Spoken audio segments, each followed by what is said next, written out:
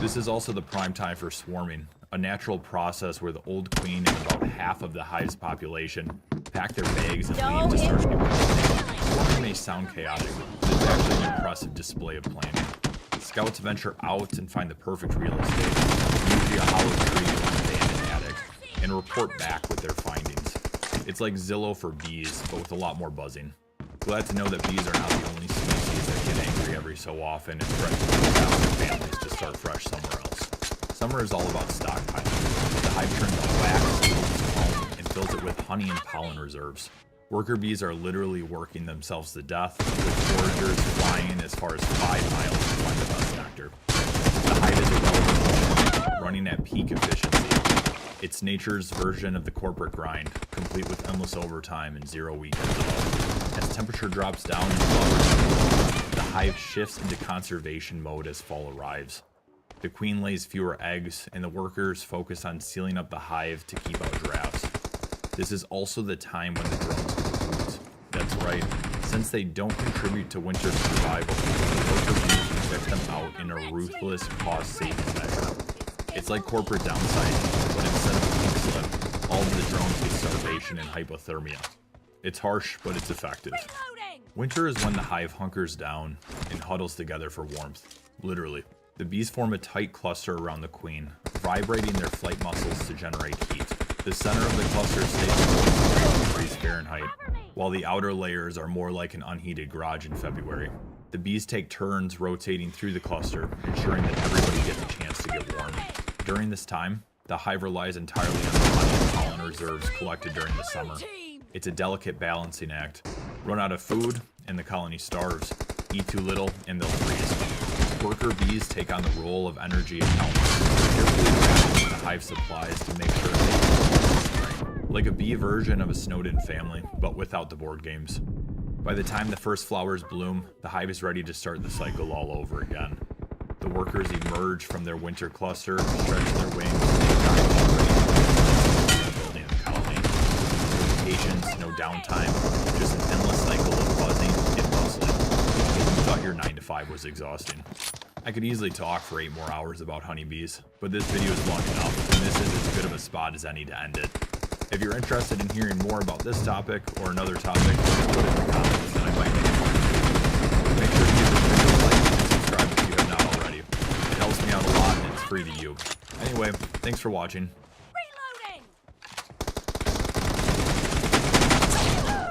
Well, this isn't the ocean.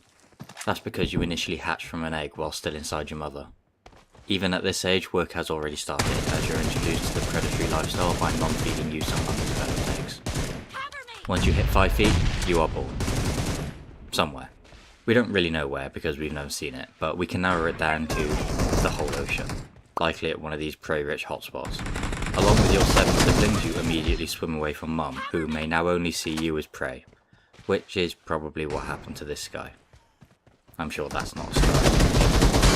You're a Nepo baby, instantly starting life at the top of the food chain where you can continue your parents' legacy of eating everyone else so you can grow larger and larger. One present mum did pass on to you is a starting pack of knowledge for you to learn on what to eat and how to kill it. Something that a lot of animals have to gather themselves.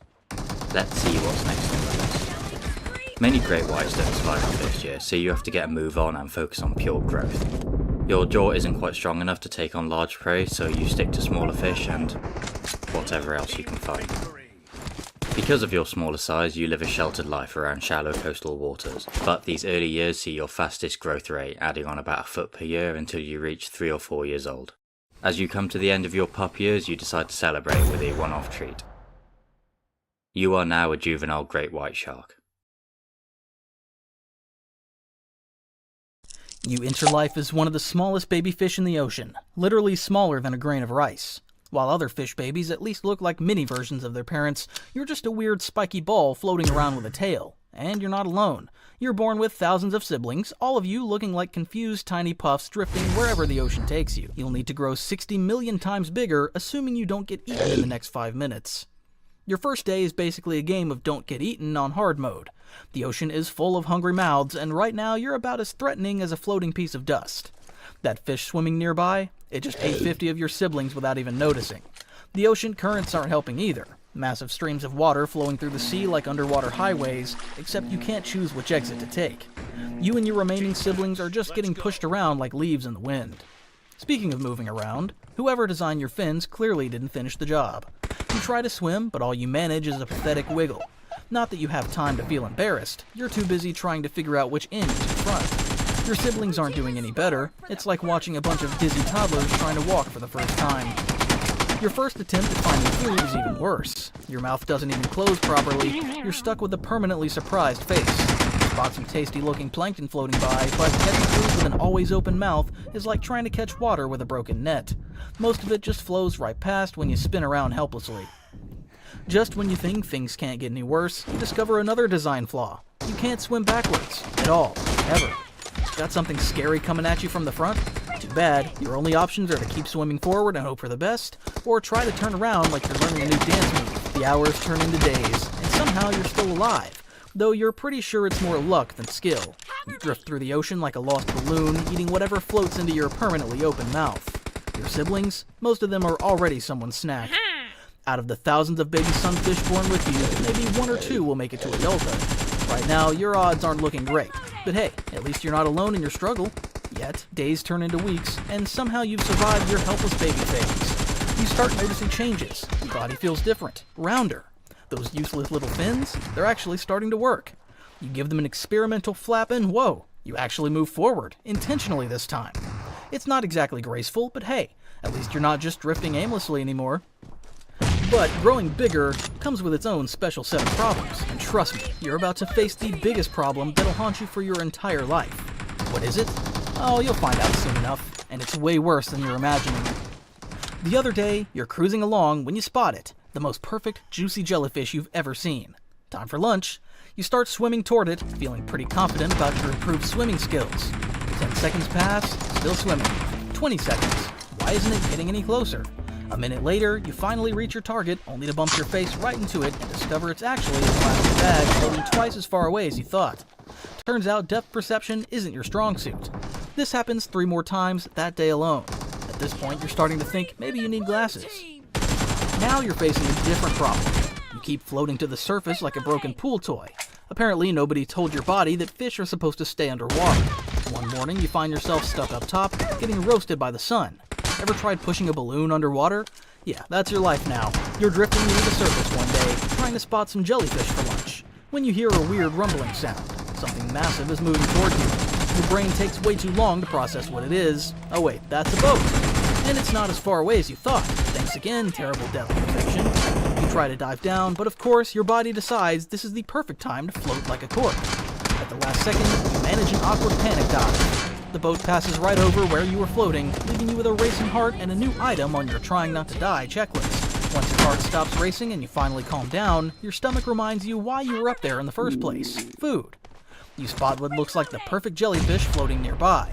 Swimming closer, you open your already open mouth, not like you have a choice, and chomp down confidently. Nope, plastic bag. Again. You spit it out only to see another jellyfish drifting by.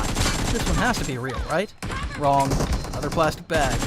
Having a permanently open mouth isn't helping. You're basically a swimming vacuum cleaner that can't turn off. And then it starts. A tiny itch at first, like a tickle you can't scratch at your back. But this isn't just any itch, and it's about to become the biggest nightmare of your life. Welcome to the worst part of being a sunfish. You're about to become a living hotel for parasites. And not just a few parasites, we're talking hundreds of them, inside and outside your body. They start setting up camp everywhere. On your skin, in your gills, even in your organs. Think it can't get worse? These aren't normal-sized parasites. Some of them are longer than your fins. They're burrowing into your flesh, throwing parties in your stomach, and probably charging rent to each other. The worst part? There's absolutely nothing you can do about it. No hands to scratch with, no way to twist your body to rub against rocks, not even a way to swim fast enough to shake them off. You just have to float there, feeling them crawl all over and inside you. Like the world's worst full-body massage that never ends. Other fish at least get cleaner fish to help them out, but most of them take one look at you and swim away. They're too big, too weird, and way too infested. So this is your life now, a floating buffet for every parasite in the ocean. And remember, you're still growing. More body just means more real estate for your unwanted tenants. Speaking of growing, over the next few years you balloon to the size of a small car. Welcome to adult life, where you're basically a floating billboard that says weird fish here. Tourist boats chase you around, everyone pointing cameras while screaming, "Look at that thing." You'd feel special if you weren't so annoyed. Sometimes boats mistake you for a shark fin and panic. You almost wish you were a shark. At least they can chase things and look cool doing it. Meanwhile, you're out here struggling to swim in a straight line while carrying around 2 tons of body weight and about 1 million parasites having the time of their lives in your flesh. One sunny morning, you're at your usual spot near the surface, trying to warm up your parasite-covered body, when you hear the familiar sound of tourist boats approaching. Another day of being a floating circus act. Cameras flash, people point and laugh at your weird shape. You're used to this by now, but then you hear it. A different engine sound, louder and faster.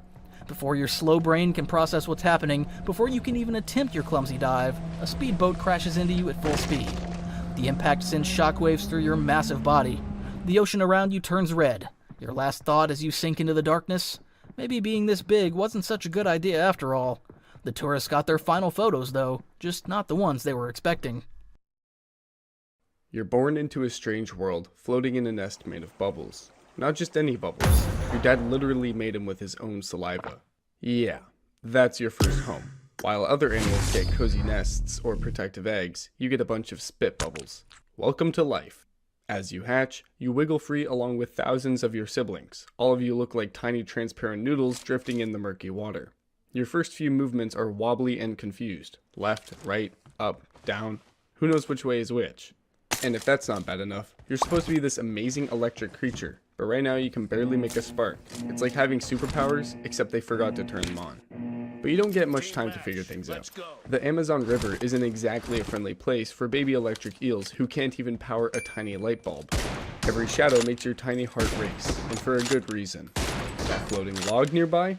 Actually a caiman. Think of it as the Amazon version of a crocodile, just as hungry and just as interested in making you its breakfast.